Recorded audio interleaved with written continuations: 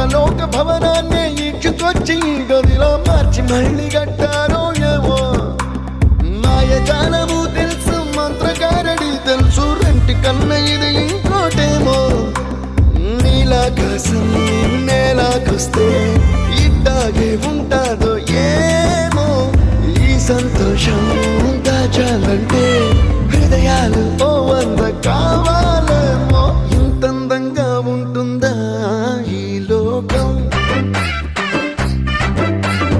ఇన్నాళ్ళు ఈ మనసుకి తెలియాలేదే